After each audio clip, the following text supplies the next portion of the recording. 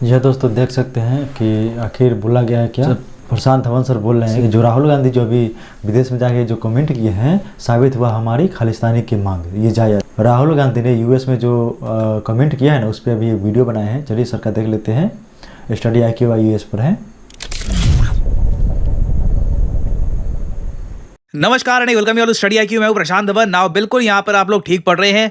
देखिए, पन्नू खालिस्तानी सपोर्टर पन्नू ने हाल ही में यह स्टेटमेंट दी है कि राहुल गांधी की स्टेटमेंट के बेसिस पर ये कह सकते हैं कि साबित हुआ कि खालिस्तान की जो मांग है इनकी ये जायज़ है। नाउ यहाँ पर हुआ क्या है, राहुल गांधी ने क्या कह दिया है और पन्नू ने इस स्टेटमेंट को किस तरीके से यूज करना स्टार्ट कर दिया, और कई खालिस्तानी ग्रुप्स ने राहुल गांधी की स्टेटमेंट्स को यूज करना स्टार्ट कर दिया है खालिस्तान की डिमांड को और बढ़ाने के लिए, ये हम जानेंगे। और सबसे पहले तो यहाँ पे आपको यह समझना होगा कि रिसेंटली हुआ क्या। देखिए, राहुल गांधी आज के समय यूएसए के टूर पे हैं। ये यूएसए में कई सेमिनार्स, कई इंटरव्यूज अटेंड कर रहे हैं। और ऐसा नहीं है कि राहुल गांधी यूएसए में गए और यूएस गवर्नमेंट ने ये बात नोट नहीं करी। यहाँ पे आप देख पाओगे राहुल गांधी की मीटिंग चल रही है बहुत सारे यूएस लॉ मेकर्स के साथ, मतलब इनके मेंबर ऑफ पार्लियामेंट जो है ये यहाँ पर बैठे हैं।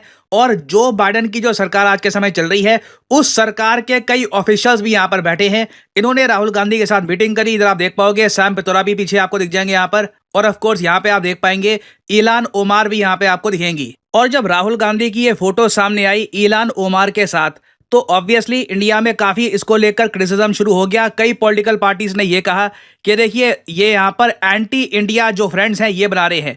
नाउ इलान ओमर, मैं आपको ये बता दूं, ये इंडिया में कंट्रोवर्शियल फिगर इसलिए है क्योंकि कुछ साल पहले 2022 में ये पाकिस्तान ऑक्यूपाइड कश्मीर चली गई थी बिना यूएस गवर्नमेंट के अप्रूवल के। यूएस गवर्नमेंट को भी खुद को इनसे दूर करना पड़ा। और इनकी आप अगर देखो तो बहुत सारी प्रो पाकिस्तान स्टेटमेंट्स भी आ चुकी हैं और इंडिया की ये काफी बार आलोचना कर चुकी है कश्मीर के इशू को लेकर, आर्टिकल 370 के इशू को लेकर और वेरियस और टॉपिक्स को लेकर। और यूएसए की जो राजधानी है वॉशिंगटन DC, वहां पर यूएस ऑफिशियल से मिलकर, इलान ओमार से मिलकर इन्होंने RSS बीजेपी के बारे में भी काफी कमेंट्स करी है।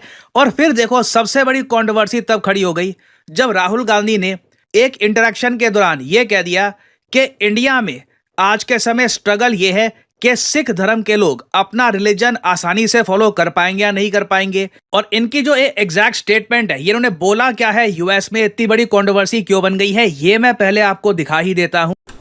यही कारण है कि सर आज बोल रहे हैं। इसी राहुल गांधी जो उन्होंने जो कमेंट किया सिख ग्रुप पे, जो सिख समुदाय होते हैं उस पर इन्होंने कमेंट किया, वही को लेकर अब चर्चा बढ़ गई है। देखते हैं आगे क्या कहते हैं। फिर मैं आपको बताऊंगा कि किस तरीके से जो खालिस्तानी लोग हैं, पन्नू जैसे लोग, वो इस स्टेटमेंट को यूज कर रहे हैं अपना नैरेटिव आगे बढ़ाने के लिए। ये कहा है राहुल गांधी ने। The fight is about whether he, as a Sikh, is going to be allowed to wear his turban in India, or he, as a Sikh, is going to be allowed to wear a kada in India, or he, as a Sikh, is going to be able to go to Gurdwara. That's what. अब देखिए, इन्होंने बहुत बड़ी बात बोल दी है कि India में आज के समय प्रश्न इस बात पे आ गया है कि ये व्यक्ति जो इनके सामने खड़े थे, जिन्होंने इनसे सवाल पूछा कि क्या ये एज ए सिख इंडिया में अपनी टर्बन ये पहन पाएंगे, नहीं पहन पाएंगे, कड़ा पहन पाएंगे, नहीं पहन पाएंगे, गुरुद्वारे जा पाएंगे, नहीं जा पाएंगे। ना अब कई सिख्स हैं, ऑब्वियसली ये बहुत ही एक ऑब्वियस बात है, कई सिख्स हैं वो खुद ही कह रहे हैं कि इंडिया में ये सब करने में कहीं पर कुछ रोक है नहीं, इन एनी वे शेप और फॉर्म। उल्टा हमारे PM खुद काफ़ी बार गुरुद्वारे जाते हैं पगड़ी पहनकर। और वेरियस स्टेट के चीफ मिनिस्टर्स, यूपी के चीफ मिनिस्टर आपने देखा होगा काफ़ी बार वो गुरुद्वारे जा चुके हैं। और 2021 में आपको याद होगा कि यूपी के चीफ मिनिस्टर ने यह भी कहा था कि साहिबजादा डे ये डिक्लेयर किया जाएगा और हमेशा सिख धर्म के जो गुरु हैं ये इंस्पायर करेंगे इंडिया को। तो इसलिए आप समझ सकते हैं राहुल गांधी की जो स्टेटमेंट थी यूएस के कैपिटल में, ये कितनी ऑड क्यों लगी। और क्यों ये जो पन्नू जैसे लोग हैं जो काफी बार इसी बात का प्रोपेगेंडा चलाते हैं कि इंडिया में सिख धर्म के लोग खतरे में हैं, इसलिए ये खालिस्तान चाहते हैं। नहीं तो वैसे कोई भी इनसे एक रैशनल बात जब करता है कि खालिस्तान की नीड क्या है, इंडिया में आप अगर देखो तो हर जगह सिख्स की बड़ी रिप्रेजेंटेशन है। आबादी के हिसाब से आप अगर देखें तो सिख फेथ के लोगों की बड़ी रिप्रेजेंटेशन है, चाहे आप गवर्नमेंट में देख लो, स्पोर्ट्स में देख लो, ब्यूरोक्रेसी में देख लीजिए, बिजनेस में देख लीजिए। तो अब देखो होगा क्या कि इस स्टेटमेंट को ना गलत तरीके से जो ये खालिस्तान के प्रोपेगेंडिस्ट लोग हैं ये यूज करना स्टार्ट कर देंगे। अब यहाँ पे आप एक सवाल यही पूछ सकते हैं कि राहुल गांधी अचानक से यूएस क्यों चले गए थे। देखो यहाँ पे मैं आपको बता दूं,